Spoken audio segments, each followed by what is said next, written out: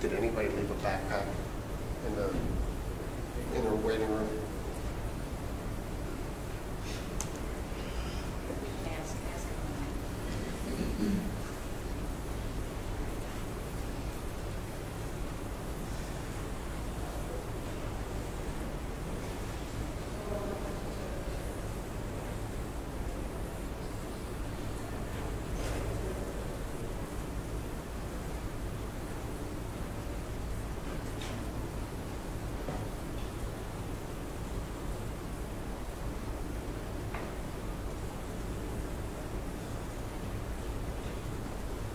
Ladies and gentlemen, you may be seated.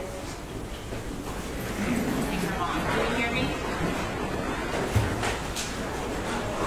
What's that? Did anyone leave a backpack in the other room?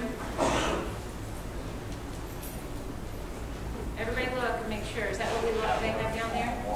We'll make sure it belongs there. Okay. If you don't mind. Absolutely. Okay. Counsel, can you approach, please?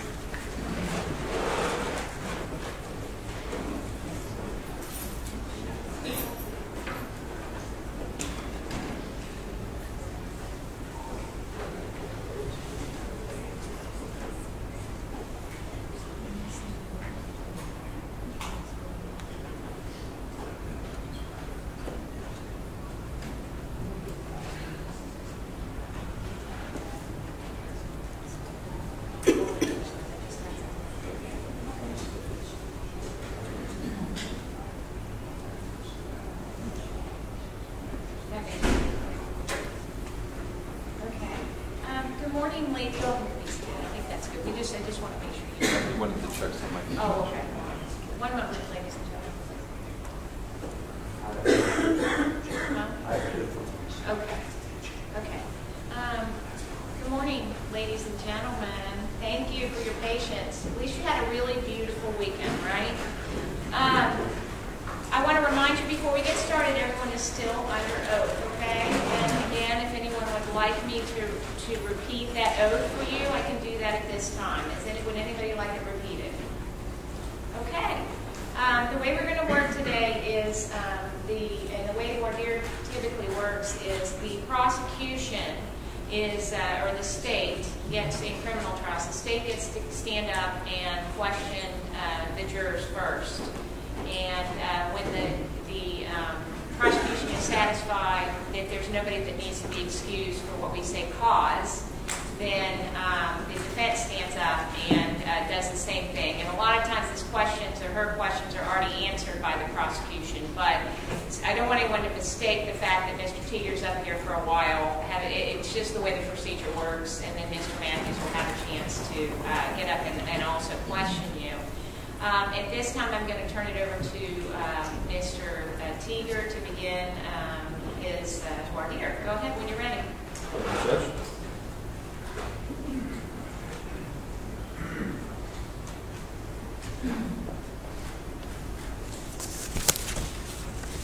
Morning, everybody.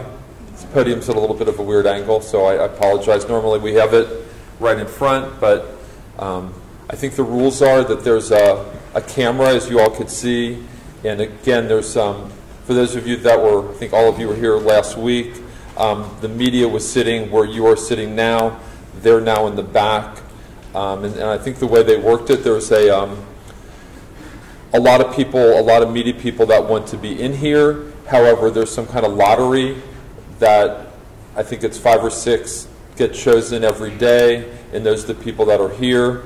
And then there's, the way I'm understanding it, the camera and the audio is going to like another room on this floor, and that anybody that got excluded from the media or anybody else that's interested that wanted to hear or see what's going on will be in that room, and they'd be able to hear and see as we're going on.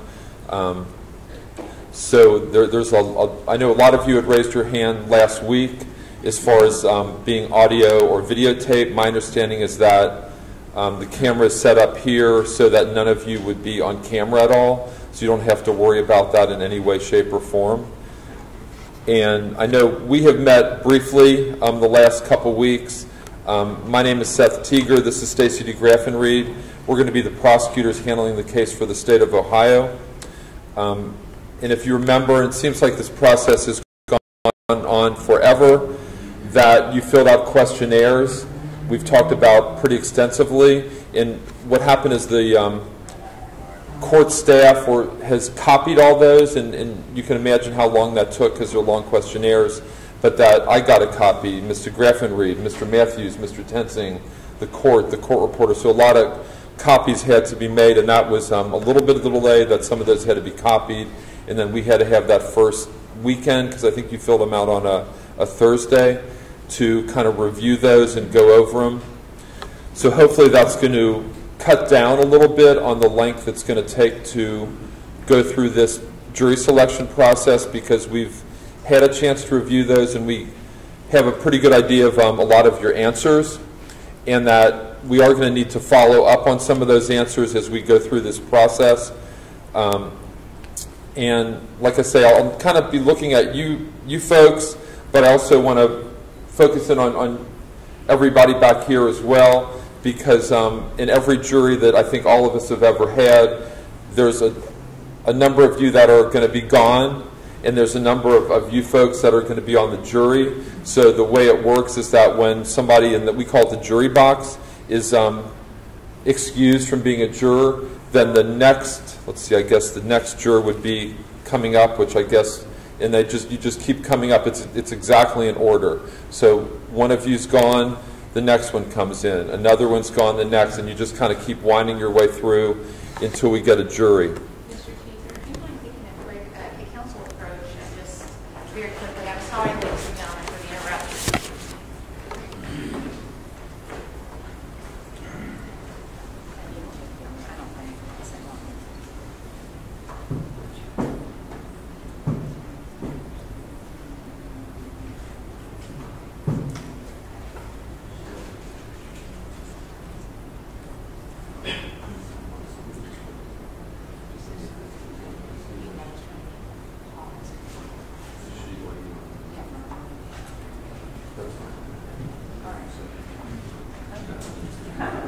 Thank you. Ladies and gentlemen, we're going to take a little pause here for a second, okay? We will. Isn't this fun? How we keep pausing on you? Just hold tight, everybody.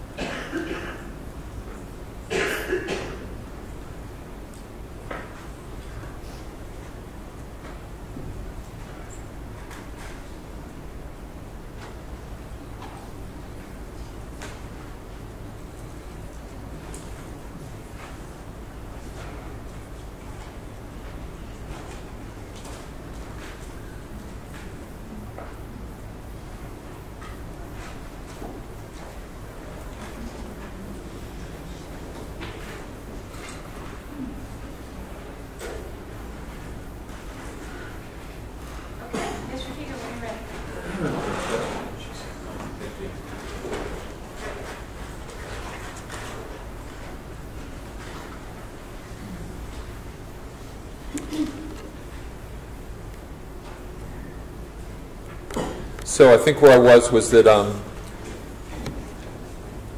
this is a process, and I was saying that the reason people could be excused, each side, so the state and the defense, each get, it's called 4 opportunities to challenge anybody, and we call it a peremptory challenge, which means that we can excuse anybody really for any reason. We may think you wouldn't be a fair juror in this case, or maybe the best juror for one side or the other. So we have 4 chances of that, and Mr. Matthews has 4 chances of that. And then there's an unlimited number, and I don't want to give you all any ideas, but there's an unlimited number of excuses for cause or hardship, which we've kind of been through, and you've seen some of your fellow jurors drop off over the last few days in that they had vacations, they had child care issues, they had different financial hardships, they weren't getting paid, that type of thing for being here over the course of a few weeks. And I think those are here, have kind of made it through that weeding out process, but I'm sure there's going to be some more of those as we go on. Or some people that don't think they could be fair in a particular case. So that, for instance, if there's it may be that you have an opinion in this case that you feel is so ingrained that you feel that you can't be fair either to the state or to the defendant, then that could be what we call that a challenge for cause, and there's an unlimited number of those as well, and we're going to kind of go through those as we go through this process. So for instance, somebody that was let's say a victim of a rape, and it's a rape case. Well, that person would not feel that they could be fair to somebody charged or accused of that kind of crime, and that type of case wouldn't be appropriate for that kind of person. Those are the kind of things that we'd be going over in this process today. Or what we talked about on Friday, I think it was the questionnaire issue, which I think you all are kind of mixed in as we go. We kind of had a big group. Some people raised their hand and said that they had no trouble if the questionnaires were released. A number of you said that there was going to be a problem if the questionnaires are released. So I think you all are kind of mixed in together today. So we're going to kind of go through those as we go on today as well. And as far as the questionnaire issue, I think we had mentioned that there's an appeal going on between the media and the judge, that the judge has basically said that the court isn't releasing any of these questionnaires at the very minimum until the trial is concluded. And if that were to happen, they'd only be, we call it redacted, or your name, address, any personal information, how old your kids are, where they go to school, where you work. And the thought is that that type of thing would be redacted or taken out, and then at a certain point that might be given to the media. I know at the last trial, the first trial, which was in October, November of last year, my understanding is that those questionnaires were released at the conclusion of the trial, but in like a heavily redacted form, so that nobody knew anybody's name, nobody knew any identifying information, and I don't think there were really any issues with the jurors after that was done, after the redacted questionnaires were given up. But it's kind of a whole new ball game this time, and I know it's the same old fight where, for whatever reason, the people want unredacted questionnaires, and the judge is saying no. So as I think we had talked about last week, we can't promise you how that's going to work out. If there's any indication of how it's going to work out, the last trial, as I said, a heavily redacted version was given out, and hopefully that's a blueprint or game plan with how it would go in this particular case for those of you that are concerned about questionnaire release. And I think some of you, a lot of you had marked on your questionnaires that you'd heard of the case, but just very briefly, the offenses occurred on July 19th of 2015 around 6:30 in the evening on Rice Street, which is a couple blocks south of Vine and McMillan, a couple blocks south of the kind of the UC campus area. It's a small street near Vine Street, and at that location, the defendant, who was a UC police officer at the time, shot and killed Sam Dubose during a traffic stop. And I think a lot of you, by filling out your questionnaires, most of you had heard of the case. I think some of you had not, but we want to kind of talk about that today as we go along as well. Now, I had heard, and I don't know if this is true, but that studies kind of show that when you're talking about people's fears, that you would think like fear of flying, or fear of going to the dentist, would be number one, but apparently what number one is fear of public speaking. And, you know, a lot of people have those fears, and we're putting you in a really uncomfortable position today, especially with so many people watching this and listening to my questions and what your responses would be, that just do your best. There's definitely no right or wrong answers to any of these questions at all. And again, it seems like the focus, and I think rightfully so, is kind of on you folks right now.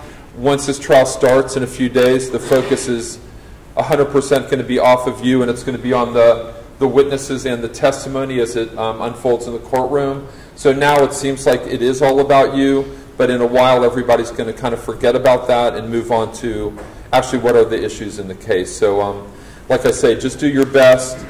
We will get through this. There have been a lot of trials before this. There'll be a lot after, and everybody seems to get through them okay. It looks like from your questionnaires a good number of you have heard of or followed the case when it happened, either when it happened or at the first trial or a combination. And some of you have not heard of the case at all, the Tensing-Dubose case. Maybe if I could just get a show of hands, like who has not, other than being like a juror in this time, who had not heard of the case before they came down here? See, and you're number 18? Okay. Anybody? What number are you, ma'am? 39? Okay. Anybody over here? Just, what's your number, ma'am? 41, thank you.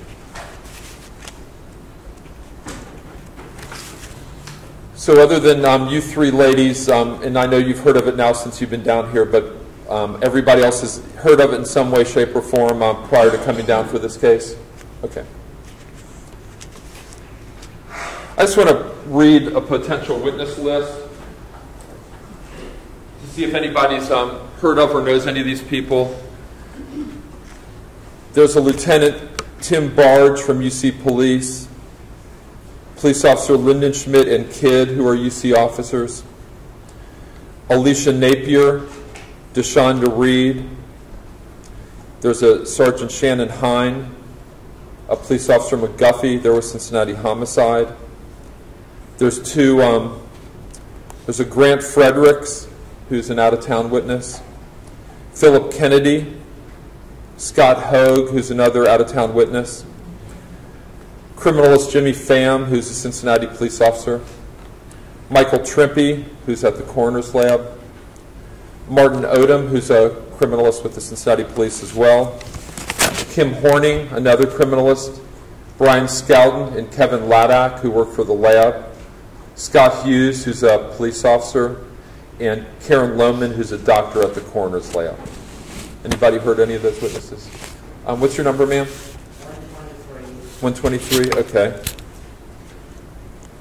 And who have you heard of? I know Shannon. Shannon, okay, thank you.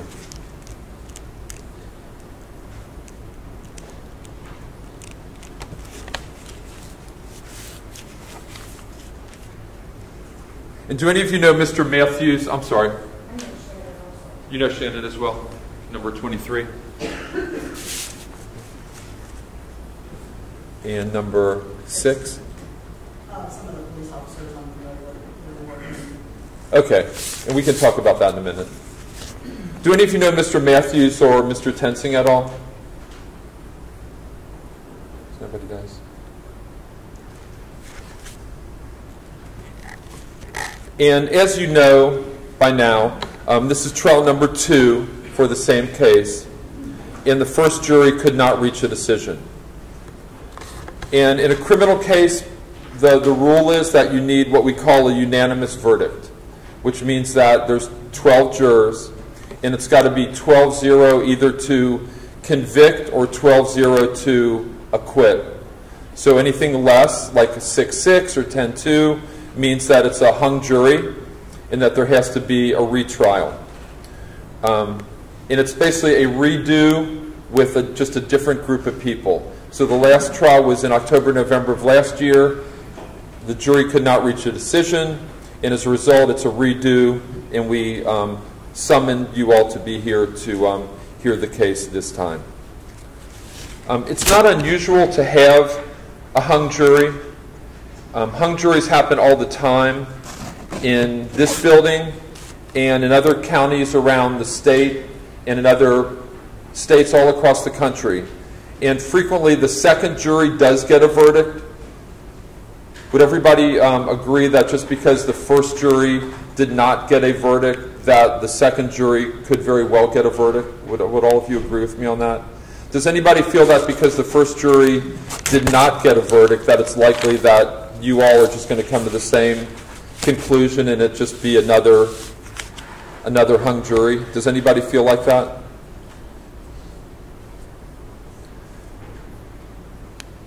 Can anybody think of any reasons that there would be a non-unanimous jury vote?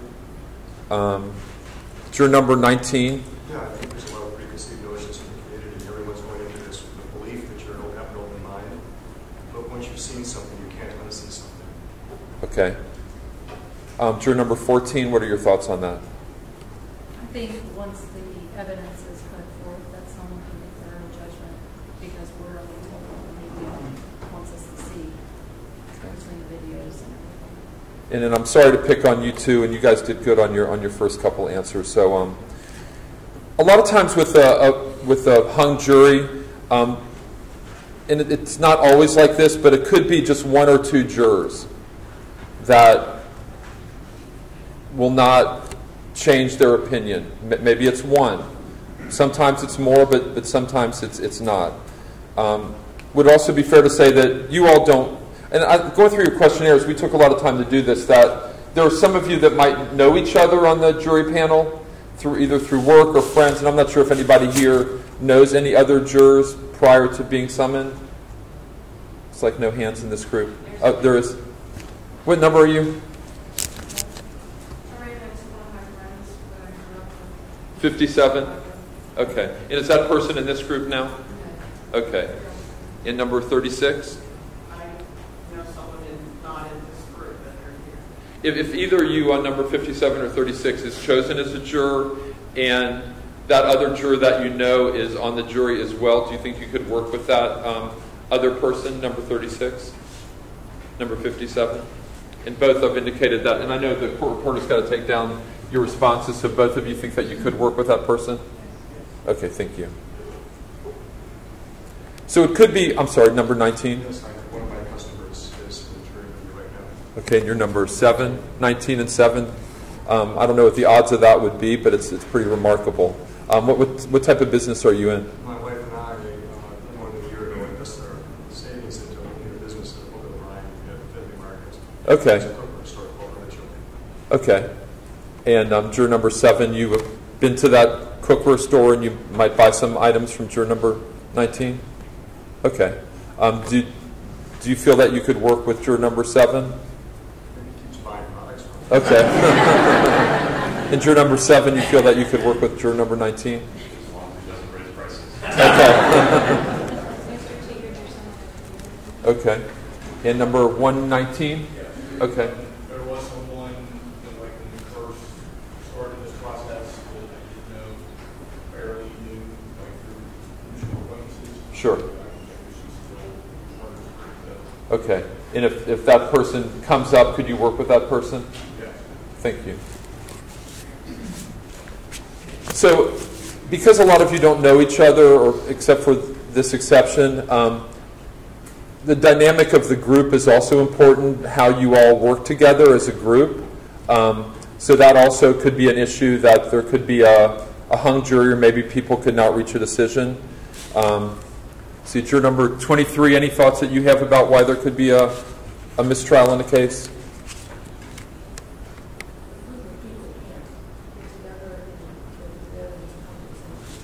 And if you could keep your voice up for the court reporter. Could you say that again? I'm sorry, if people can't come together with the evidence and reach the same conclusion.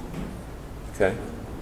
And what number are you? You're 25. Do you have any thoughts on why there may be a hung jury? Education, learning that we know the laws and are able to follow them. Okay. Okay. Another reason possibly could be that this second trial might have a different witness or witnesses. It might be people added or people taken away. Or maybe one of the same witnesses comes across differently than they did at the first trial. Would that be fair to say, possibly? I know Mr. Graffenried and I were not the prosecutors at the first trial. It was a different group of prosecutors. And the judge is not the same. It was a different judge. The only person that's the same is Mr. Matthews, who's now going through this a second time. So it's a different perspective maybe that Mr. Graffenried and I might look at it differently, argue something differently, or present it differently than the first group. The judge may make different rulings on the first judge, so it's not going to be the same trial. Does everybody understand that? Nobody has any problems now with, there was a hung jury, a non-unanimous jury, feeling that you, whoever's chosen, could try to work together to reach a verdict in this case. Everybody feel that? Is anybody, again, thinking that they couldn't do it the first time? I'm sure we can't do it this time. Nobody feels like that? As far as transcripts, and this is a pretty common question among jurors, is that there was we call it a transcript, which means that, as you can see, the court reporter is taking down everything I say and everything that you say. And there was a transcript of the first trial made for the parties, but you all would not get a transcript of trial number 1. You would never get it. In fact, you wouldn't really get a transcript of what the witnesses say in this trial. You'd have to rely on your memories. I'm not sure if Judge Giz is going to allow you to take notes or not during this trial, but if those are things that the judge has to determine. But Mr. Graffenried and me and Mr. Matthews can use those transcripts to cross-examine witnesses or bring it to their attention if there's like an inconsistency between what they said at the first trial and what they're saying now. So they can be used to a degree, but does everybody understand you're not getting transcripts of the first trial, and you wouldn't be getting transcripts of the witnesses as they testify at the second trial. Everybody good with that? Okay.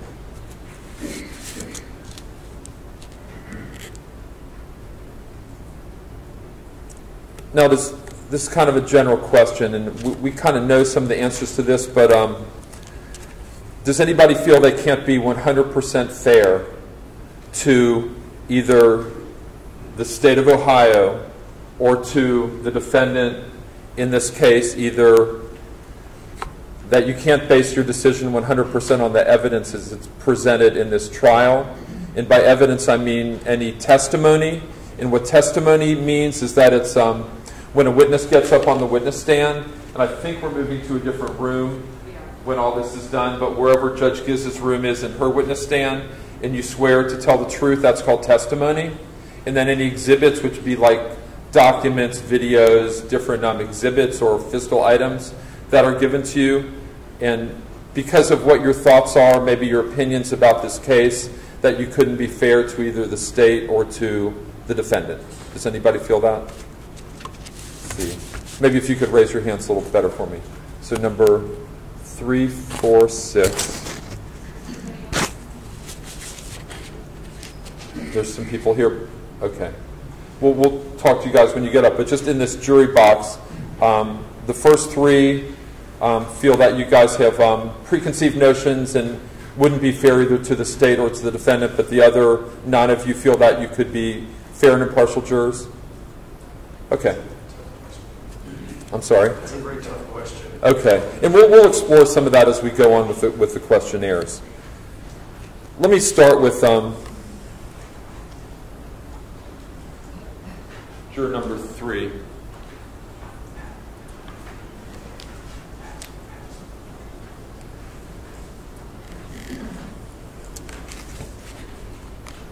Looks like you had marked on your questionnaire that you had felt that I think police were selective in traffic stops. Could you tell me a little bit about that? Okay,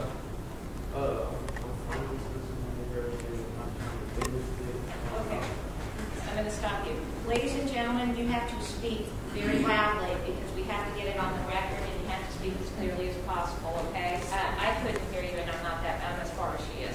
ahead, sir.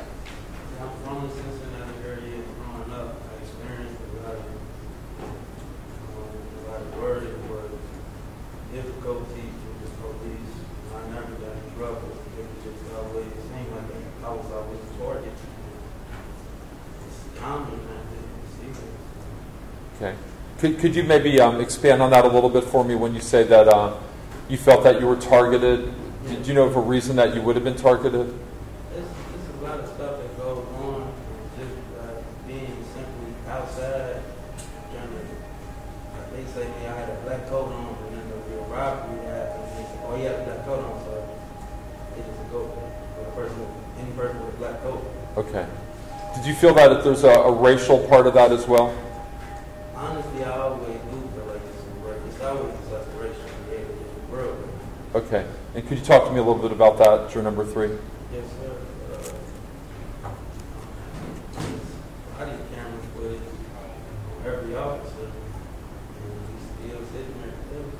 Okay.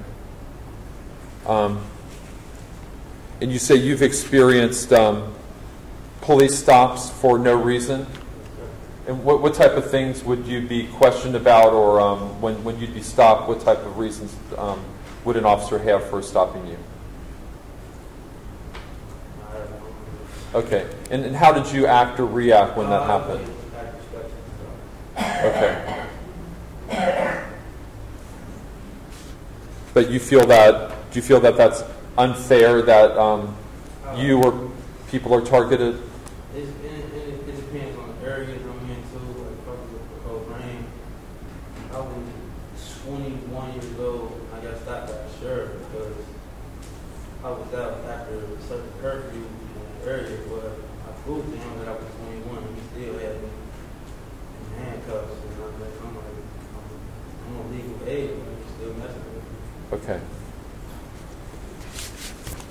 And you had marked on your questionnaire, juror number 3, that it looks like that you have seen the body-worn camera images in this case. And tell me how that made you feel when you saw the video. I'm upset.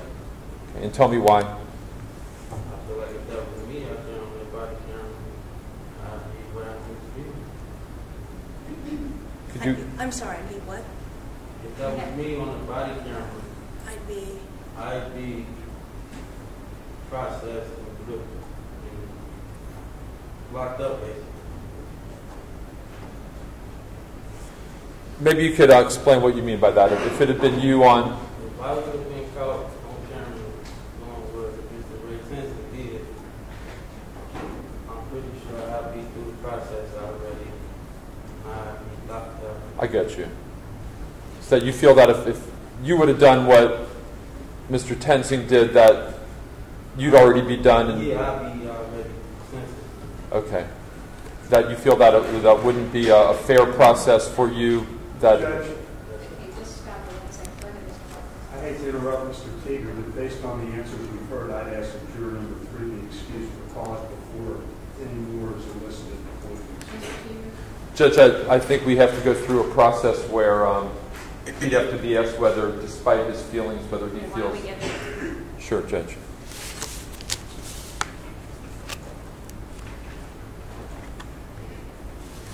And this comes up a lot in like capital murder cases where somebody that's, let's say, against the death penalty, and then they're asked if they could impose the death penalty on somebody despite their personal feelings. And some people say, look, I don't care what you do. My personal feelings are so strong, I could never sign a verdict that could lead to somebody's death. But some people say, even though I'm against the death penalty, I'll follow the law. And if that's what it's called for, even though I'm against it, I could still sit on the jury. So I guess what my question would be that even though it looks like you marked on your form that, and it was a little bit confusing, and I think some of these questions are confusing, that you have an opinion now that Ray Tenzing is guilty of murder, fair to say? Yes, sir. Okay. Can you set that aside and base your decision on the testimony and evidence as it's brought forth in this trial? I could, but of course you can always, because it's a difference between having a bad one and being a regular citizen in the neighborhood. you always got to give them respect, but at some point, you got to give them respect back. I just didn't see any visual evidence on the body camera that he did his job clear and to help and serve. If there, in this case, there's going to be expert witnesses that are going to break down that video, and there's going to be expert witnesses for the state to say that what he did was improper. There's also going to be experts for the defense to say that he was justified. Do you feel that you could listen to the experts on both sides? Okay. And I guess only you would know this, and as we go through this is kind of the type of questions that we'll be going through with some of you other folks, is that can you put aside your notions that he is guilty of murder based on just what you've done, and just don't consider it, and when the witnesses testify and the exhibits are reviewed, you could just start from scratch and make a fair call? Okay.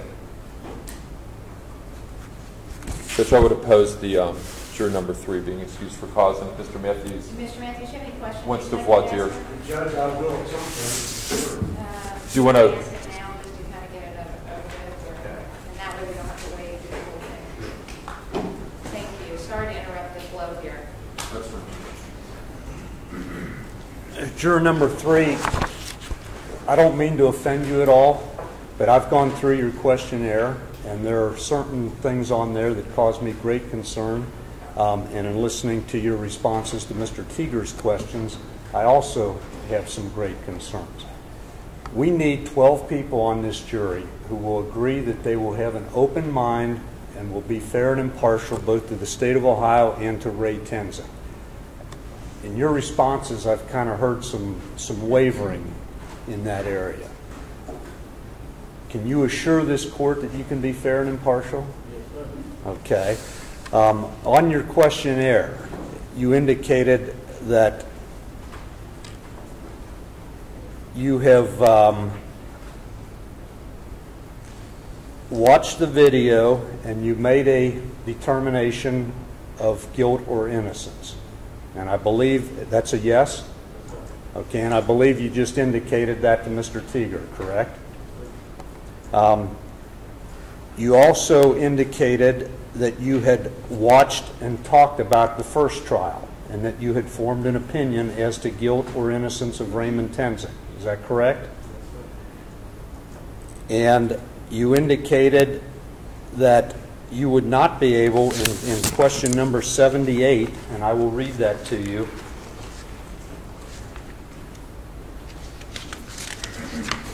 Question number 78 says, will you be able to render a verdict in this case without being influenced by the opinions of family members, acquaintances, or community pressure regarding general interactions between law enforcement personnel and the African American community?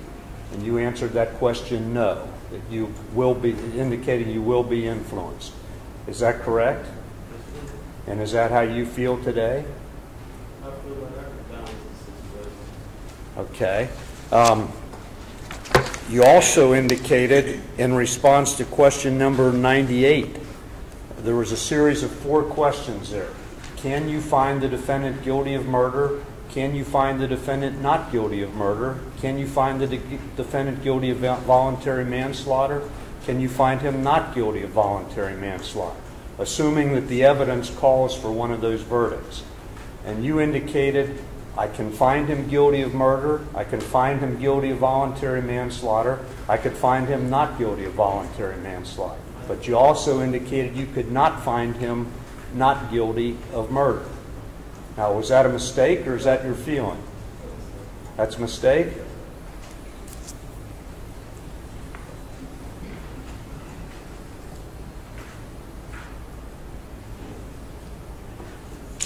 And in response to question number 151,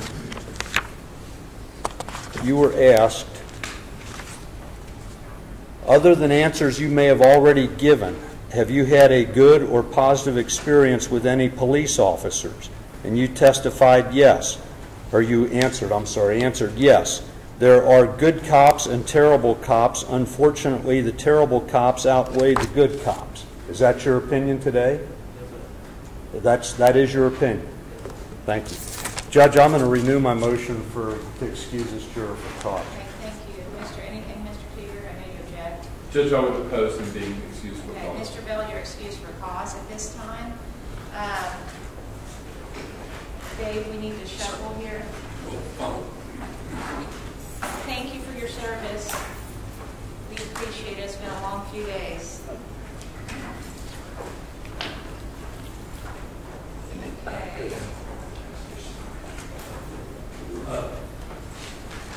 27.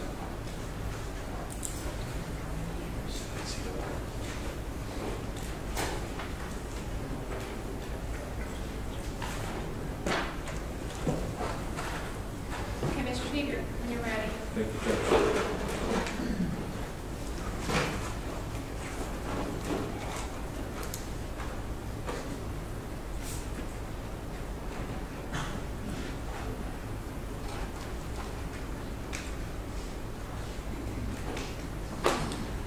Flow number 27.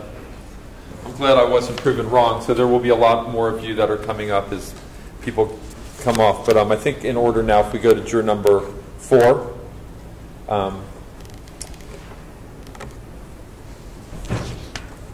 It looks like you had said that based on some thoughts you had and opinions that you could not be a fair juror in this case. Could you talk to me a little bit about that, juror number 4? Well, I have a severe and passionate hatred of drug dealers. It's what's ruining this city. It's what's ruining this nation. And the gentleman might have been stopped for a traffic stop, but he was not just a traffic stop, but just missing his license plate. He was a drug dealer. And I think that our police of today are hamstringed by the liberal media and the liberal press. And I think the police are fighting an uphill battle all the way. Okay. And, I would find it difficult to find Mr. Fenzing. Okay. Because you marked on question number 60, if you saw this video, what did you think after seeing the video as to whether or not the shooting of Samuel DuBose by Ray Tenzing was justified? And you had said, I think Ray Tenzing should receive a medal. Could you explain that a little bit for me, juror number 4? Well, he was doing his best to carry out a traffic stop. Mr. DuBose did start his car back up. He did attempt, whether it was in motion or not, he was going to the motion, putting it in gear, ready to make it go. And in the heat of the moment, I didn't see anything happening going in. We're talking split seconds of decision. But would you agree with me, juror number 4, that's pretty strong language to say that when somebody kills somebody, they deserve a medal? Yes, I thought that was a very poor taste. Okay. Okay. And based on all the other answers in your questionnaire, you feel that you could not be fair to the state and the victim, Sam DuBose, in this case? Not with my feeling towards what drugs are doing to this country. Okay. And the world. And I think you also said that you could not sign a guilty of murder, but you could sign a not guilty. Is that fair to say? You just could not sign it, and you could sign a... That could not. You could not sign any kind of guilty verdict? No. Okay. Judge, I'd ask juror number 4 be excused for cause. Mr. Matthews? Judge, unfortunately, based on our attempt here to get a fair and impartial jury, I would concur. Okay. Juror number 4, you're excused for cause. If you wouldn't mind, if they will help you figure out what we're doing at this point. Thank you for your service.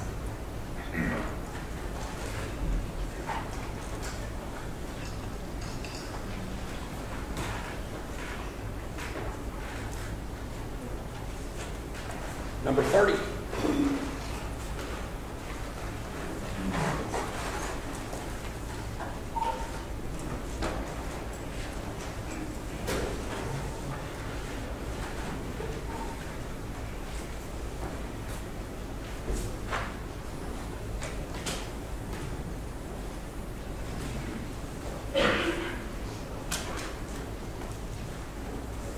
Okay, Mr. Teeter, when you're ready. Yes, Judge.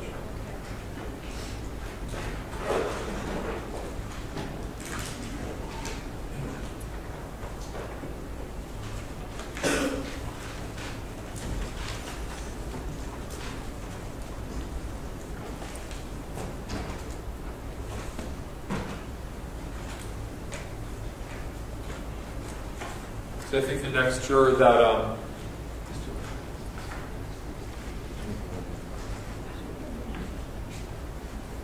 is juror number 6.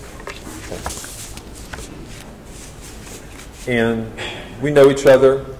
Okay. And I think you may know Mr. Graffenried and Mr. Matthews. Okay. And you work in the court system, in the probation department? Okay. And have been there a good number of years? Okay. And I guess you could see kind of how this is going. Maybe if you could just briefly talk to me about why you don't think you would be the right juror in this type of a case, or in this case. Well, I followed that first case very closely because I thought we might get it at some point in order to do the job that we do with preparing reports for pre-sentence investigations. So I watched the video, read everything about it, followed it very closely. Okay. And I formed an opinion based on what I saw. Okay. So you had felt that when somebody's found guilty of a crime, people in your department would put together a packet for the judge and have the feelings of the victim's family, the defendant's family, in trying to reach what would be a fair sentence in a case, and you'd put that all together for a judge? That's correct. And then you anticipated that there may be a guilty finding? I did. Okay. And tell me how closely you followed the trial and the video and all that. Very closely. I watched the video online, and I kind of am a news junkie. I mean, that's how we kind of know what's coming our way. So Sure. I watched the local news And tell me what your opinion was of what you thought the outcome should have been in the case. Judge, I'm going to object at this point. You know, Mr. Teeger knows what the questionnaire says. I know what the questionnaire says, and I'm going to ask that juror number 6 be excused for cause.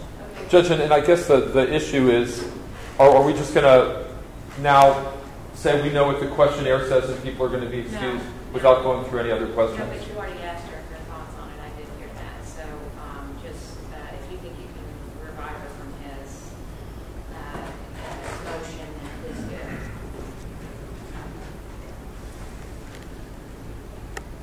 You had some opinions in your questionnaire that the defendant should not have used his gun. Is that fair to say? That's fair to say. And that the shooting was not justified? That's fair to say.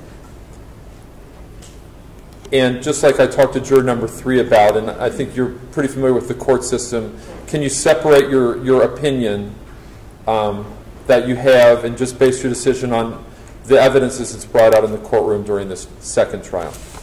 Well, I'd like to think that I could, but I don't think I can. Like something you mentioned earlier, it's hard to unsee what you saw.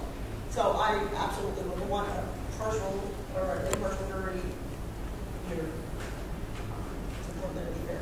Okay, and based on your feelings, you don't think you could be fair to the defendant in this case? I think I already have an opinion, so I wouldn't. I don't know if fair is the right word. To tell me what the right word is. I don't think I can be impartial. Because based on the way the evidence came out at the first trial, you feel that your mind is made up at this point? Yes. Okay. No further questions. Okay, any objection to Mr. Matthews' motion to excuse for cause? No objection. Okay. Juror number 6, you're excused for cause. Thank you for your service.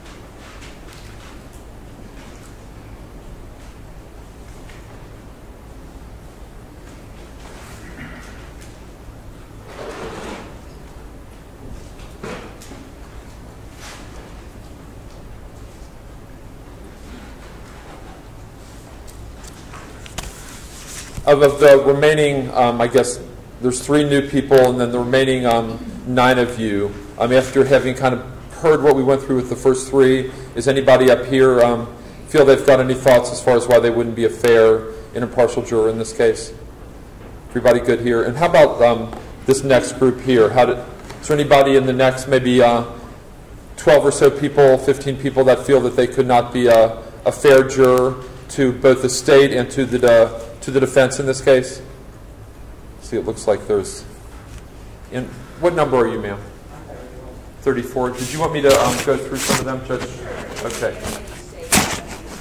Sure.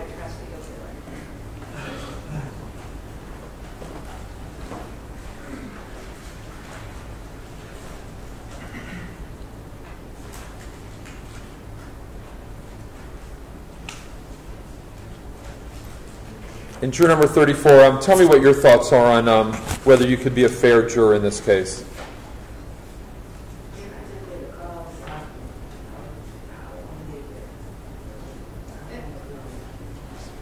Can you speak up? I can't hear you. Can y'all give me a call so I can pay because I want to read because I don't want to know this. Okay. Tell me why you don't want to be on the case. For real, I can't. Okay. And tell me why you feel that he's guilty. What I say and heard on TV, that's not.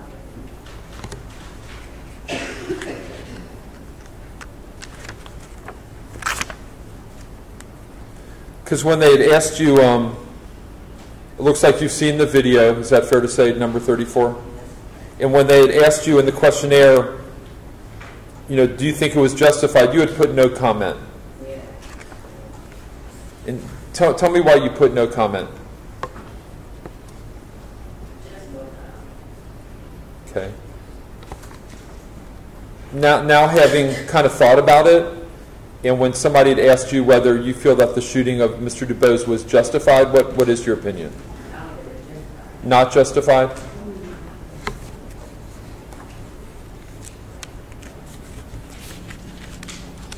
Also in your questionnaire, they had asked you on page 9, based on what you saw, heard, or learned of the first trial, did you form an opinion as to the guilt or innocence of Ray Tenzi? And you had put no, that you had not formed an opinion. I really don't have an opinion about it like that. I just go back out here, so I don't think I should do it. Okay. Tell me why you don't like police officers.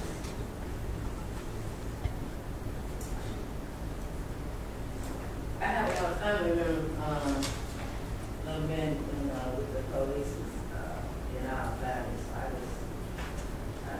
didn't know that. Judge, I have no objection to excusing for cause. Mr. Teeter, any objection? Judge, again, I think she had put that she doesn't have an opinion. She doesn't like officers in general. Okay, I'll take it over from here. Juror number 34, can you be fair and impartial to both sides in this trial if you're selected as a juror? After everything I just heard you say, you still think you could be fair and impartial? Yes, I could if I had to do it, but I just don't want to do it. You don't want to do it. That's not an excuse to get off jury duty. Unfortunately, it's not, or we wouldn't have anybody sitting here right now. You do recognize that, correct? Okay, and based on everything that you just answered to Mr. Teeter, you are telling this court that you can be fair and impartial to the defense as well as the prosecution in your decision making. Yes. Okay, Ms.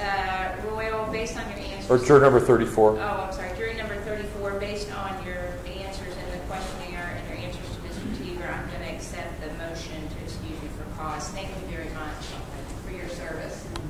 Judge, can you note my exception to that? She did say she could be fair. Yes, absolutely.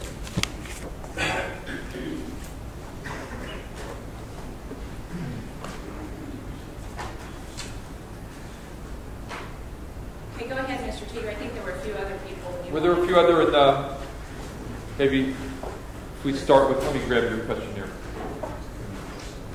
36.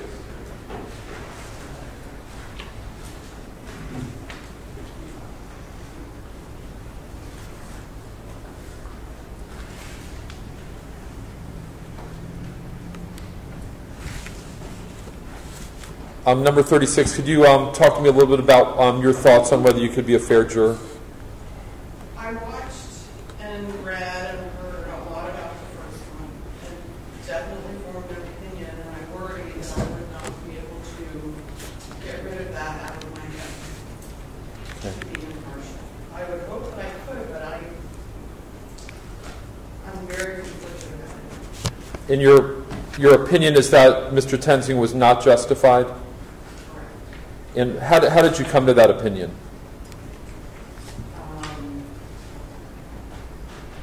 By watching and reading and hearing about it. Did you follow the cases that occurred and then the first trial? Yes. Did you follow it like in the media then, the paper, the newscast and so forth? And then also watch the video? And you came to the conclusion that he should... You'd never seen the video? I did see the video. It would be almost impossible to not have seen the video. Yes, ma'am. Okay. And after all that, you came to the conclusion that he was not justified in shooting Mr. Dubose. Correct. And kind of like we've been through with a lot of the other jurors, what we'd ask you to do is set aside that opinion and base your decision only on the evidence in the courtroom. And you'd have to promise that you could do that. That's where I get a stumbling block. Okay, and we all appreciate your honesty. Would there be parts of the first trial that you maybe didn't follow? Maybe you missed a witness here, a witness there, an answer here? Of course. Okay. And do you know sometimes if you watch the news, sometimes you're not getting the full picture of what occurred every minute of the trial?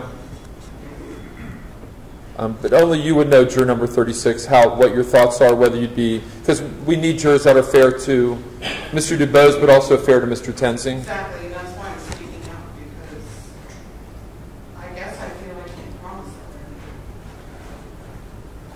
it. Okay. That your opinion that you have is so strong that he shouldn't have done it, that you can't set that aside? Okay. That's all I have, Judge. Mr. Mankiewicz, if you want to ask her some questions. Okay.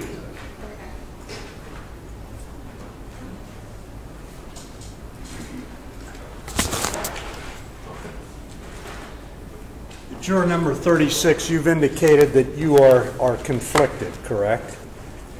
I'm conflicted on promising that I can put it aside. Because you already have an opinion, correct? And that's based on what you have seen in the media and know from the first trial? Yes. Do you understand or agree that there are probably everybody in this room is conflicted? You understand that the jurors on that first trial were conflicted. Some thought one way and some thought the other way. You understand that? You have to audibly answer. Yes. Okay, thank you. And you don't think you can be fair and impartial to both sides in this state, particularly the defense side. Is that a fair statement? Right now I don't. Okay. And just one other question. I noted from your questionnaire that you know Judge Gibbs, correct? Yes. Does that play any role in your feelings about being here? No. Okay. Thank you. Judge, I would ask that juror number 36 be excused. Mr. Speaker. I don't have a problem. Okay. Juror number 36, you are excused for cause.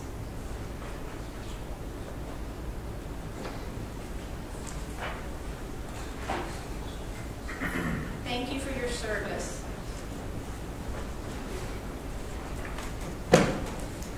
Okay. Go ahead, Mr. Teeter. Thank you, Judge. And I think there are some more folks in this. Anybody here in this row? See number 51? Let me grab your question.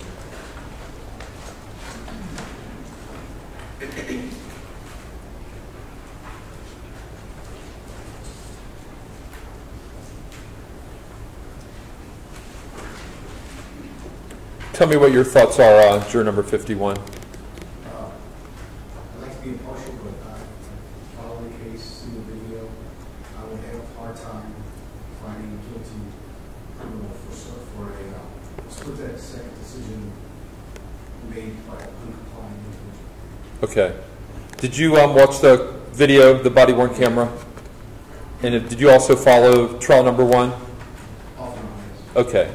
And you've come to an opinion or a conclusion about what Ray Tensing did that day?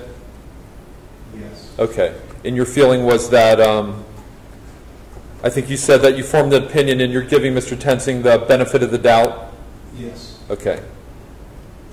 And it looks like that on page 12, when asked if you could sign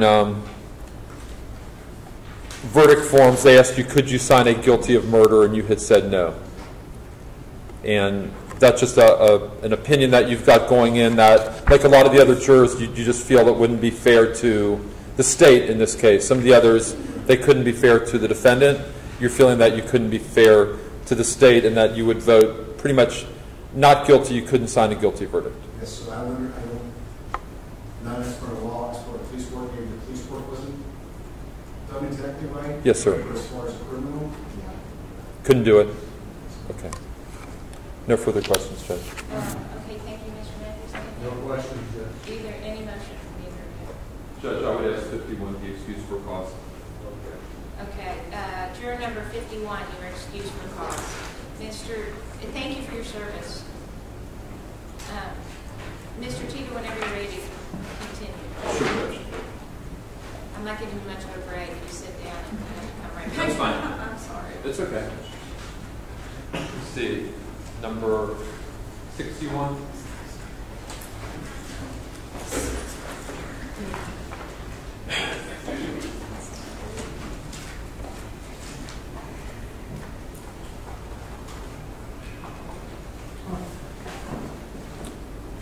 Okay, juror number 61. Could you share your thoughts with me about you as a juror? Well, my first thoughts were, I answered in there that I could come back with verdicts, but I absolutely do not believe myself I could at all. Okay, and tell me why you don't feel that you could. I would second guess that the rest of my life. Like maybe I didn't see the evidence or remember something. I just couldn't do it. Do you have any opinions as to whether the shooting was justified or not justified? I saw the video originally, didn't watch it entirely because I look away. I don't like to follow the news. I don't like what media puts out there, so I cannot sit and stare or rewatch something. It bothers me as a person. So I did, somewhat get opinion and hear the stories and everybody's opinions. Where I work, everybody talks, so I hear hundreds of opinions a day. Okay. So I just know I cannot do it. I'll second guess mine myself if I sign the paper. And that's more of like an anxiety type of a situation? Okay. And you look upset, and you just don't think you could be fair to either side? Judge, I would ask number 61 be excused for cause. Okay, Mr. Matthews, any questions you'd like to ask for? No, Judge. No objection. Okay, juror number, I cannot. I think it was see. 61, sir. 61, you were excused for cause, it was not. Okay, Mr. Teeter, when you're ready, just keep going. Was there anybody else in that second row here? See, what number are you, sir? 65. 65.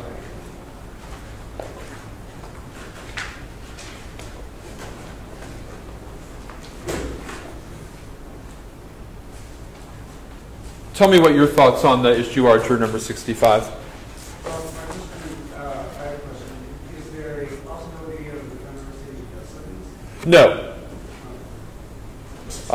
This is not a capital case, and in a capital case, there's actually a really long jury selection process also, because the jury that decides guilt or innocence also decides the penalty, which in a regular murder case, your only role is to decide the guilt or innocence of the defendant, and nobody will ask you what you feel a fair or appropriate penalty or punishment is. So we go through all kind of stuff about your thoughts on the death penalty, and it takes a couple days also to get a death qualified jury, but this is absolutely not going to happen in this case in any way, shape, or form. So it's not a death case. that was my main concern. The other is I have strong beliefs about the use of firearms against them. Not that I don't expect what police officers have to do, and I don't have an answer, but I certainly do have an anti-gun bias, which I'm not sure I'd be able to set aside in the work. Okay. Tell me about your anti-gun bias. I just think that the culture, I have an issue with the gun culture, the availability of guns, and not just, and that's outside of law enforcement, of course, but I feel that it's not used as a last resort often enough. Okay. You mean it's used too quickly or easily? I believe so, yes. Also by officers, is that your thought? Yes. Complicated by unconscious biases that we all have, but we don't all have guns. Okay. Would it be fair to understand that officers, I mean, every officer would have a loaded gun on them when they're in uniform, or some undercovers would have them also when they're on duty? Are you good with that? Of course. I mean, I wouldn't even think that they shouldn't have guns. I know it's a complicated issue. If you're asking, am I okay that officers have guns? Sure. Okay. Do you feel that you could be fair to the defendant in this case? Or the state of Ohio? That's what I'm not sure. I feel that would color my decision, and I'm not sure to what extent. Okay. Could you maybe expand on that a little bit for me? I wonder, I fear that it would influence how I would view the evidence, how I would view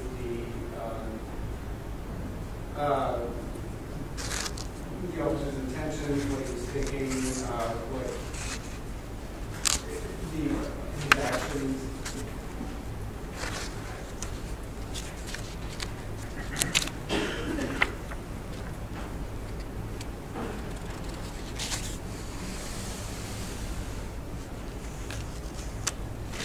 So just so I'm understanding you, do you think you could be fair in this case if we asked you to be a juror? I'm not sure. Okay. I'd like to think that I would, but these police are very strong. I hold them very deeply. That and a couple of bunch of them, so now it's just that issue. Okay. Judge, I'd ask that we maybe revisit it if he gets to the panel. I would not ask that he be excused for cause at this point. Mr. Memphis. Judge, I do that. Okay, yeah, go ahead. And then I think that covers us for a little while. We can continue, Mr. Teeter. Go ahead, Mr. Memphis. Juror number 65, I'm a little confused about the feelings you have expressed here. I note from your questionnaire that you are a veteran of the United States Army, correct? Yes. And you served in Desert Storm? Yes. Did you have to qualify with a weapon to be in the Army? Yes. And have your opinions about guns changed since your service? Yes. Obviously, there aren't any secrets here. This case involves Ray Tenzing discharging a firearm during the course of his duty. Are you telling us that you will be unfair to him and not be impartial because there was a weapon used in this case? I can't say a definite yes, but I would not be impartial. I can't say a definite yes to that. It just feels very big concern. Okay, your ability to be fair and impartial to the defendant in this case is a big question to you. Is that correct? Big concern? Yes. Would you rather not serve on this panel? For that reason, yes. Thank you. Judge, I would ask that juror number 65 be excused for cause. Mr. Teeter. Judge, whatever you think is fair. Okay. I can't see your documents. You had to 65? 65. Juror number 65, you're excused for cause. I think that covers us for a little while, Mr. Tudor. You can continue. Thank you. Unless you want to continue. I think that's good for now. Okay.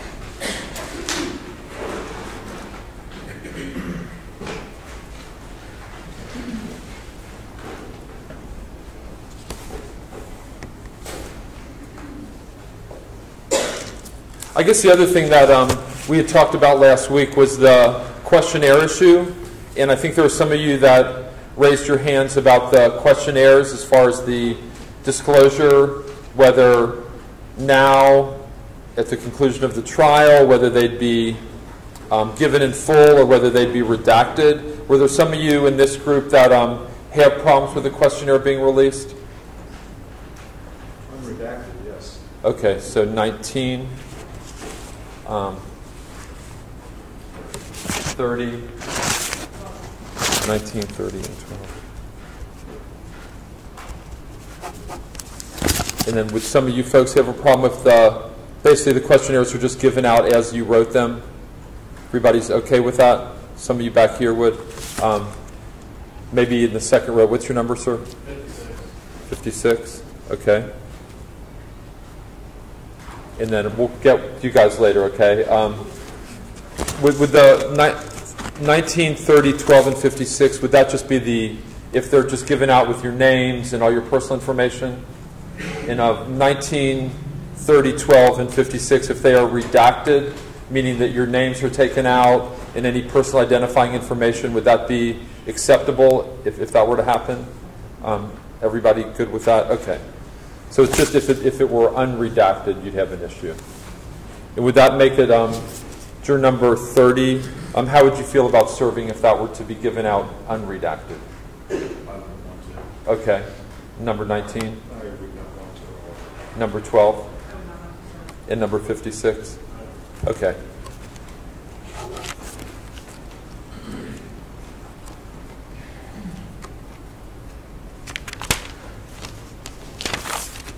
Now, the defendant at the time of the offense was a uniformed police officer. I just want to go through maybe some general thoughts as a police officer as a defendant.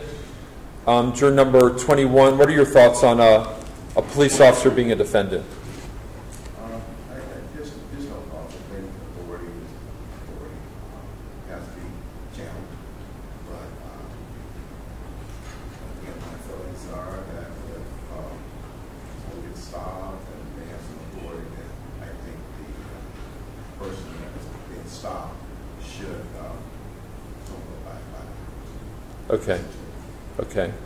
Yeah, I can't hear. I'm having a hard time backing up here, but do you mind just speaking up just a little bit, sir? No problem. Thank you. My thoughts are that the law is the law.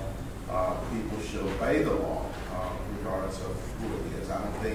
I'm not going to sit and decide whether this person is less of a law or more of a law. I'm going to try to provide whatever they want me to do, within reason. Okay. You're okay with an officer being a defendant?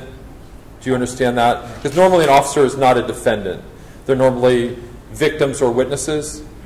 Well, everyone, there's no one, everyone is subject to doing something wrong. Okay. Everyone. Sure. So if someone's doing something wrong, then they should be held accountable as someone else is. Okay. Thank you, juror number 21. Juror number 27, what are your thoughts as a uniformed officer as a defendant? Well, I honestly don't care if they're Okay. Does anybody have any problems with a uniformed officer as a defendant? They just can't be fair to the state because it's a uniformed officer that's charged with a crime. Does anybody feel that way?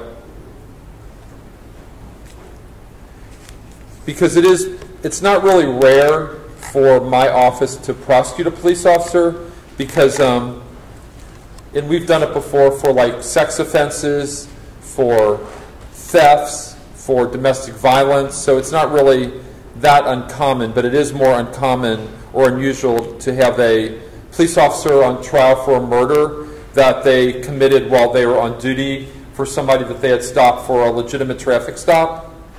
So just based on those facts, does anybody think they couldn't be fair to the state in that type of a case? Because the defendant is a uniformed officer. Everybody good with that?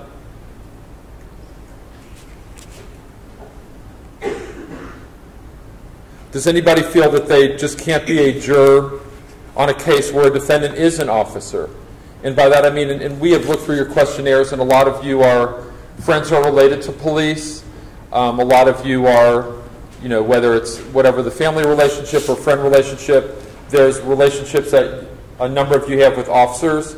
Do any of you feel that you're basically too pro-police to be on this case, that you'd be unfairly tilted towards the defendant? Does anybody feel that way? Does anybody feel that they're too anti-police? Because we did note in your questionnaires that a number of you have had bad experiences with officers as well. Does anybody feel they're too against police to be fair to the defendant in this case?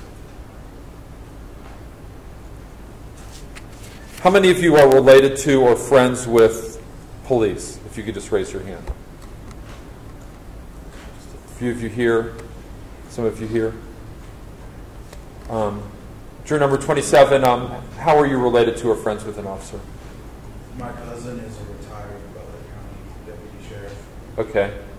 And what are your thoughts about police officers in general? I have immense respect for police officers because they do something that the ordinary person probably wouldn't do. Okay.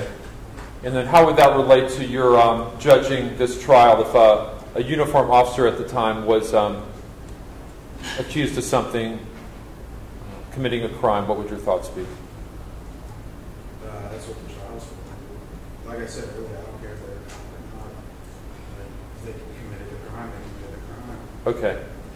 And do you or any of the other jurors that have friends or relations that are officers feel that because of the closeness you may have with a friend or a relative that you'd be starting out basically on his side and we'd have a bigger obstacle to overcome? Does anybody feel like that? Anybody else who's friends or related to an officer? What's your number again? 12. Number 12. What are your thoughts on that? I think that's what the trial is for. I think you have to weigh evidence. Okay. Do you feel that you're starting out maybe on the side of the officer because of maybe the people or person that you know you respect or like or trust? No. Okay. Juror number 19, what are your thoughts on that? I'm good friends with Officer Princess Davis. I'm on the Cincinnati Patrol for OTR. I'm the commander, or I should say coordinator for our area down in OTR. And no, actually, I think that police officers have a much higher responsibility to obey the law. When they don't, then they need to be sitting in the chair. Okay. Thank you, juror number 19.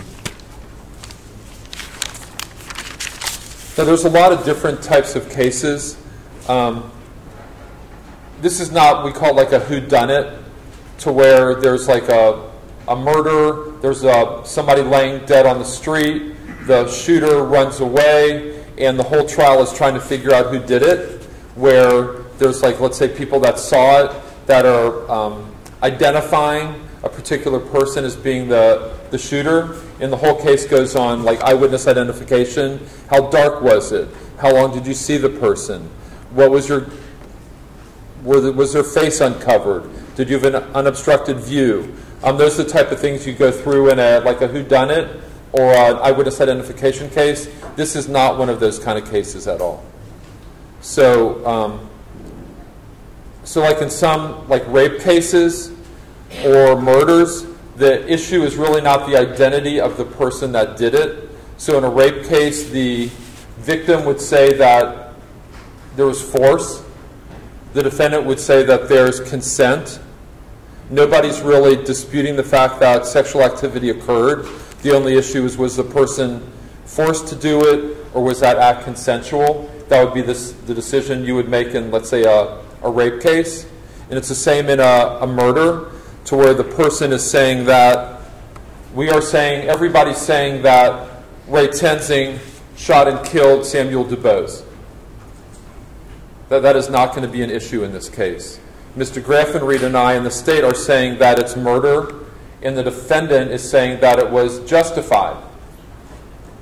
And that's basically the issue that you're going to have to decide in this case. A lot of you have heard of a defense called self-defense. And when somebody else kills somebody, the issue, it's called self-defense.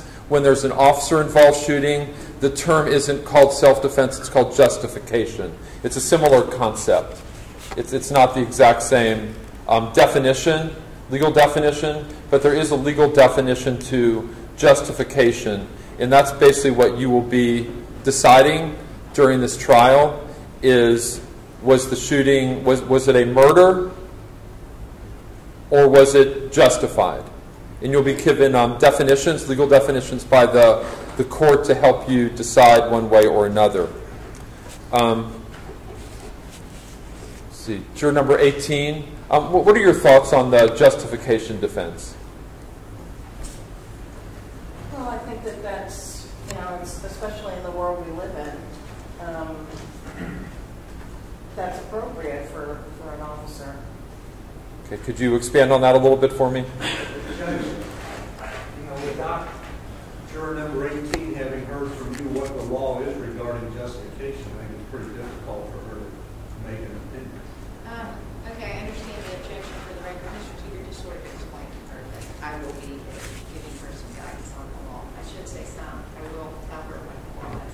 I thought I had said that. The judge is going to tell you exactly what the law is. I won't define it now. I'm just asking you generally, what are your thoughts about that defense?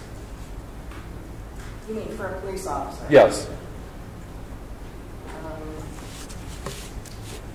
really can't say that I have any thoughts on it. Okay. Just hearing what you say, that's what the term is for a police officer. Okay.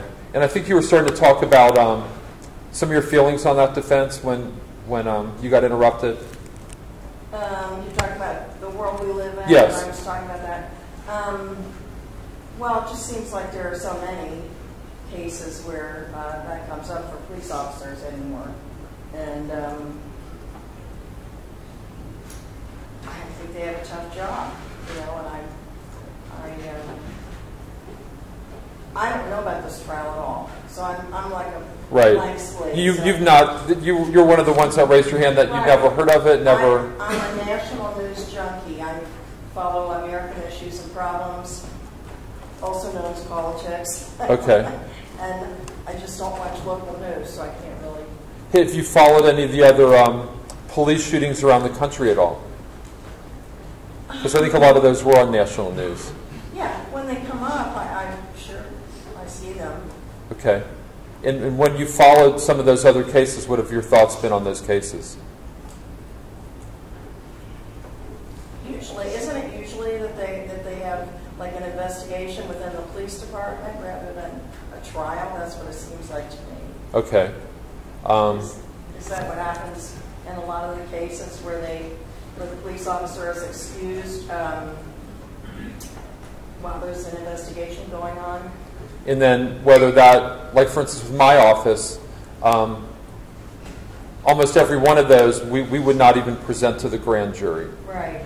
And it's the officer, we decide that it's justified and it stops there. Mm-hmm. But in a rare case, a decision's made that it wasn't justified and we present it to a grand jury, which we did, and he was indicted for the murder.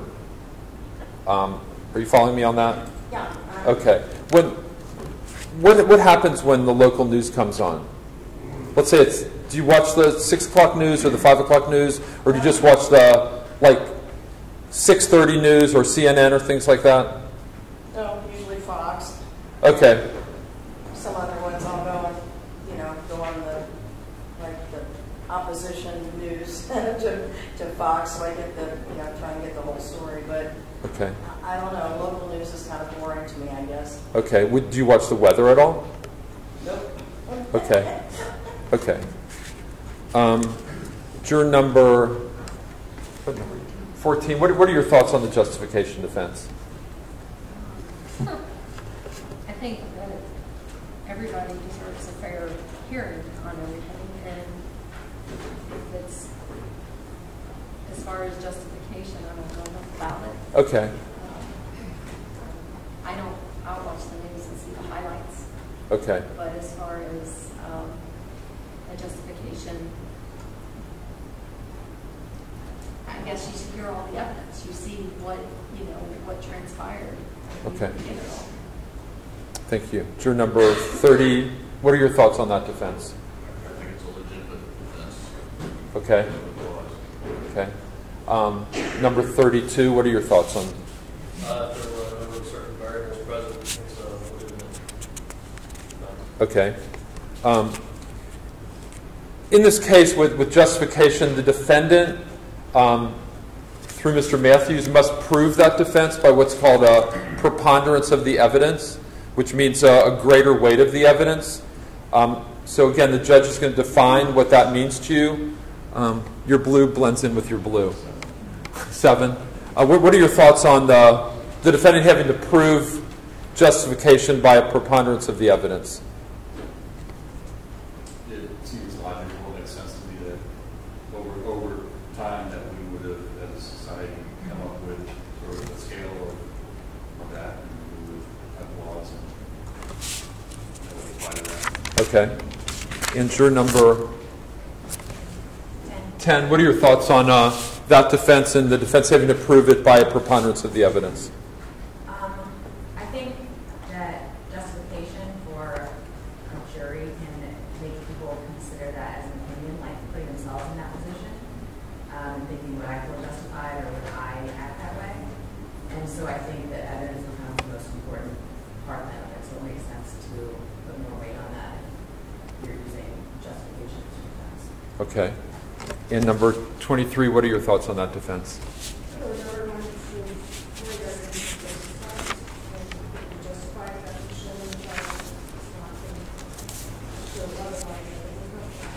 Okay. How do you think you could figure out if the defendant was justified in killing Mr. Dubose? Juror number 25? 25, I'm sorry. How do you think we'll ask you to figure out if he was justified? You have to have a clear understanding of the law and the defense and the evidence. Okay. And I would suggest to you, and I know this is going to be simple, that you'd listen to the witnesses. Fair to say? When trying to figure out was this a murder or was it justified, the people will take the witness stand and say what they saw, what they heard, and then some of the experts, they'll give opinions. And that would be important to you. Would everybody agree with that, to listen to what the witnesses say? Would it also be important to review and look at the physical evidence? By that I mean photos, documents, and things that we'd ask you, the witnesses, to identify and consider that physical evidence. Everybody good with looking at that? Now, this isn't really like a DNA or fingerprint kind of a case, but there are going to be expert witnesses that I think I've mentioned before that are extremely important in this case. And in addition to the coroner and other lab witnesses, there are going to be witnesses that will give you their expert opinions from reviewing different reports, statements, and then also something important that we've talked about is that video, that body-worn camera video. And because the defendant had a body-worn camera at the time of the offense as it was unfolding, and it captured a good amount of what happened. And these experts are going to tell you what their opinion is based on what their opinion is based on what their opinion is based on what their opinion is based on